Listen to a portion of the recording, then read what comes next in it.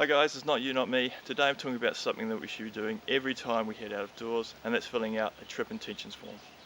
Guys, if you're ever in the situation where you need to be rescued, filling out one of these forms is going to greatly improve your chances of being found and how long it takes for them to find you. Take for someone who's involved in doing missing person searches, people lost out in bush and forest, this is going to make a big difference. I encourage you to watch this video and start doing this for yourself. Okay, trip intentions form. That's sort of the official name used here in Australia and New Zealand, but you might know this more something like trip details or maybe trip itinerary. So no matter what it's called, it's basically just some key details, a summary of the trip that you are planning. Okay, and you're going to take this information, you're going to give it to someone trusted, so maybe it might be a partner, a trusted friend. If you're traveling to a national park, maybe you might be giving it to the rangers at their office there. Whatever, you're going to give these details that people can use in case there's any concern about you or you're overdue, and they're going to use it for two things. And this is important when we're putting this form together, right? There are two main things you need to focus on when we're putting one of these together or filling out the details. Number one, it's going to help someone determine at what point they're going to raise the alarm.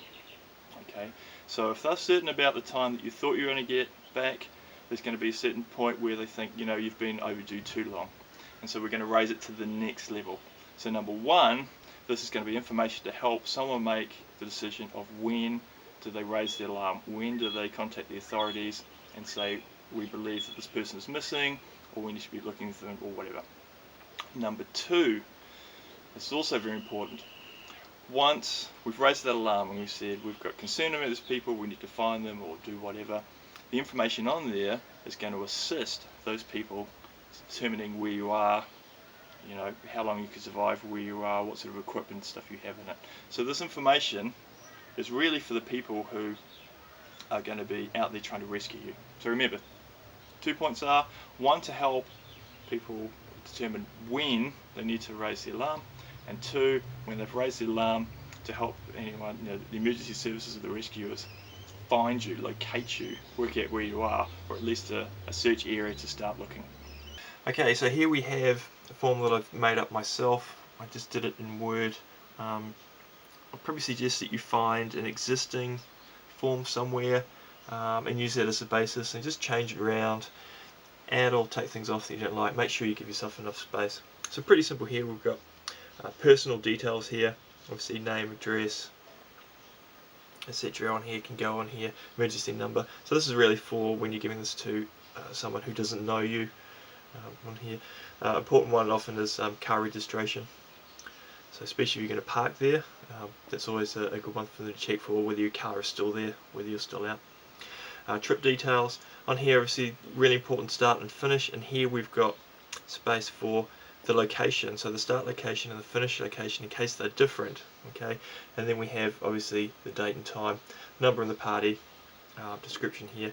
Just added in permits here in case you're in a national park and you've got camping permits. It's handy. Now here's a bit that I like. I think it's a really good idea. So I've got different headings here. So I've got experience, navigation, general, shelter, food, water, signalling, and under there I've just got a list of items with a tick box. So it makes it very easy for you, or perhaps you're giving this to someone else, to fill out, just to tick off the items that are applicable on here. So under experience you've got things like, I know this area, I know this track, I'm an experienced bushwalker, I'm first aid qualified. So this is really important information for anyone searching for you to know this. Under general here we've got items here, and not only is it good that you can tick an item so you've definitely got it, but it also says what you don't have. So if I didn't tick first aid kit here, it's pretty obvious that I don't have one, because the items here I didn't tick it, so I'm definitely not carrying a first aid kit.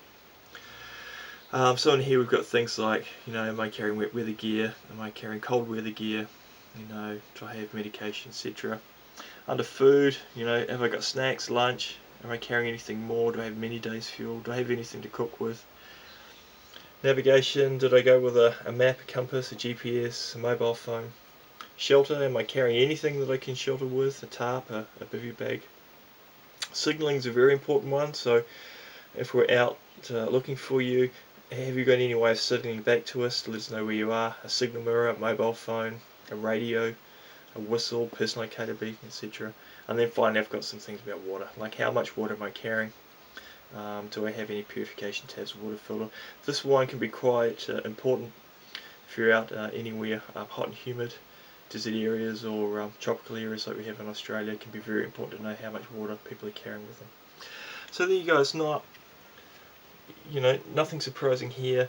If you make your own form up, you can give yourself enough space in here. You can put whatever items you like in here. For example, in here I've just left little spaces where I can add extra bits in there. Nothing surprising, but a lot of good information that is definitely going to help if there's someone out there looking for you. Okay guys, just to sum up, look, this is a really important thing you're doing. Really important if you're going on day trips. Often if people go on 2 or 3 day trips, they definitely will fill these sort of forms out and give their details. Often when people go on day trips, 2, 3, 4, 5 hours, they don't. And the problem is they don't expect to be out overnight, they don't expect to get lost, they haven't told anyone where they're going, so they don't have any details on there. It's often takes a while before the alarm's even raised, and so that's probably the biggest one, is day trips and people not thinking to fill something out or tell people where they're going and when they should be back.